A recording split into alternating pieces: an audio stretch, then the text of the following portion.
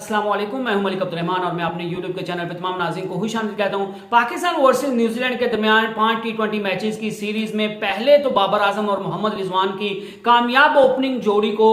तोड़ने की बात की जा रही थी और मोहम्मद रिजवान के साथ साइम अयूब को मैदान में उतारने की बातें की जा रही थी। लेकिन अब एक और ब्रेकिंग न्यूज आ रही है कि न्यूजीलैंड के खिलाफ पहले T20 में बाबर आजम को जो है वो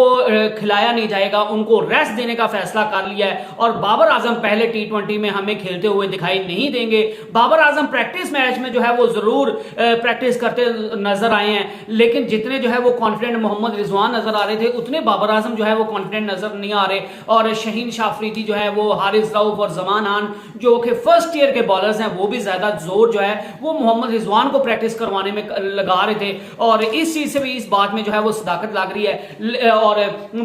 बाज मीडिया हाउसेस ने भी इस खबर को ब्रेक किया कि बाबर आजम को और मोहम्मद रिजवान को जो है वो एक ही मैच में इकट्ठे ना खिलाने का फैसला किया गया, क्योंकि टीम मैनेजमेंट की तरफ से यह फैसला किया गया है कि जिस मैच में मोहम्मद रिजवान खेलेंगे उसमें बाबर आजम नहीं खेलेंगे और जिसमें बाबर आजम खेलेंगे उसमें मोहम्मद रिजवान को नहीं खिलाया जाएगा। और उसका बुनियादी मकसद ये है कि पाकिस्तान की टीम मैनेजमेंट और शहीन शाह अफरीदी ने यह फैसला किया है कि हमने वर्ल्ड कप के लिए टीम को तैयार करना है, नए खिलाड़ियों को मौका देना है और अपनी बेंच स्ट्रेंथ को आजमाना है। तो जब तक हम नए खिलाड़ियों को खिलाएंगे नहीं, जब तक उनको प्रॉपर मौका नहीं दिया जाएगा, जब उनको इनफ चांसेस नहीं दिए जाएंगे तो हमें पता नहीं चलेगा कि वो प्रेशर को किस अच्छी तरह हैंडल कर सकते हैं, वो इंटरनेशनल प्रेशर को कैसे से अच्छे से हैंडल कर सकते हैं और हमें अपनी बेंच स्ट्रेंथ का जो है वो सही से अंदाजा नहीं हो पाएगा। और अगर बाबर आजम और मोहम्मद रिजवान दोनों को हम टीम में खिलाते रहेंगे तो फिर हम नए खिलाड़ियों को जो है वो मौका नहीं दे सकते। तो बेहतर यही है कि हम मोहम्मद रिजवान और बाबर आजम दोनों को टीम से नहीं निकालते और उसकी बजाय करते हैं कि जिस मैच में बाबर खेलेंगे उसमें रिजवान को नहीं खिलाते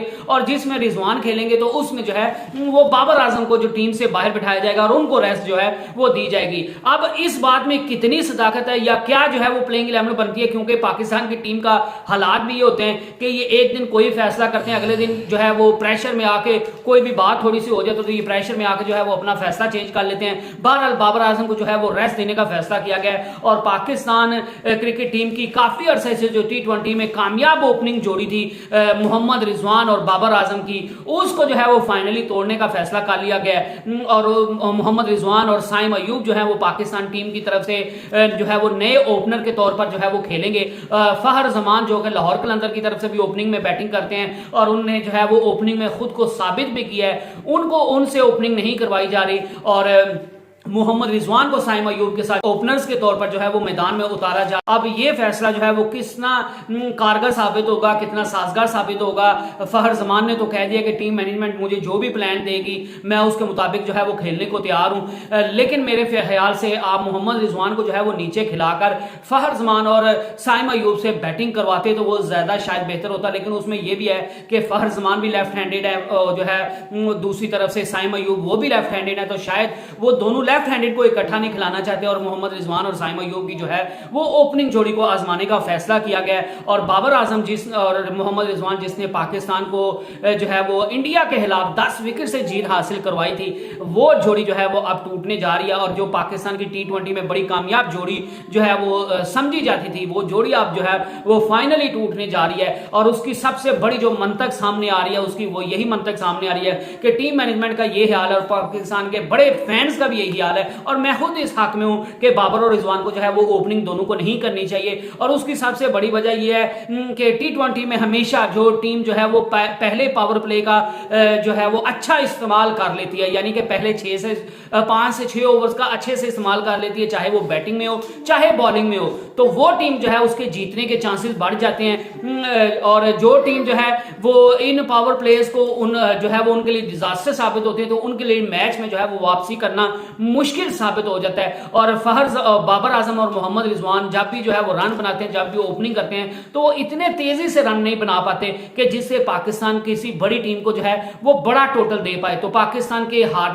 जब भी हारता तो उसकी बड़ी वजह यही होती है कि छोटी टीम्स के खिलाफ तो आप थोड़ा टोटल भी कर लें तो आप के बॉलर्स जो है वो आपको जितवा देते हैं, लेकिन आपके सामने जब क्वालिटी की बैटिंग आती है तो अगर आपने थोड़ा टोटल सेट किया होता है तो क्योंकि जब बाबर रिजवान ऊपर से जो है वो आराम आराम से खेलते हैं और नीचे वाले आने वाले बैट्समैन जब तेजी से खेलने के चक्कर में जो है वो जल्दी आउट हो जाते हैं तो पाकिस्तान ज्यादा रन नहीं बना पाता। तो इस वजह से जब क्वालिटी की बैटिंग अपोजिशन के पास होती है तो पाकिस्तान के हारने के चांसेस जो है वो बढ़ जाते हैं। और इसी तरह अगर पाकिस्तान को दूसरी अपोजिशन टीम जो है वो बड़ा टोटल दे देती है तो बाबर और रिजवान जो है वो सेट होते होते कई ओवर ले लेते हैं और उसके बाद ये डॉट बॉल्स भी बहुत ज्यादा खेलते हैं। तो उसकी वजह से बड़ा टोटल अगर पाकिस्तान ने चेज करना होता है तो पाकिस्तान को ज्यादातर जो है वो उसमें नाकामी का मुंह देखना पड़ता है और उसमें सबसे बड़ा हाथ जो है वो बाबर आजम और मोहम्मद रिजवान की जो है वो स्लो बैटिंग है। तो इस वजह से बाबर आजम और मोहम्मद रिजवान की ओपनिंग जोड़ी को खत्म करने का फैसला किया गया है। और अब ये भी खबरें आ रही है कि बाबर आजम को जो है वो पहले T20 में रेस्ट दिया जा रहा है। I hope you enjoyed the video. Next video तक अल्लाह हाफिज।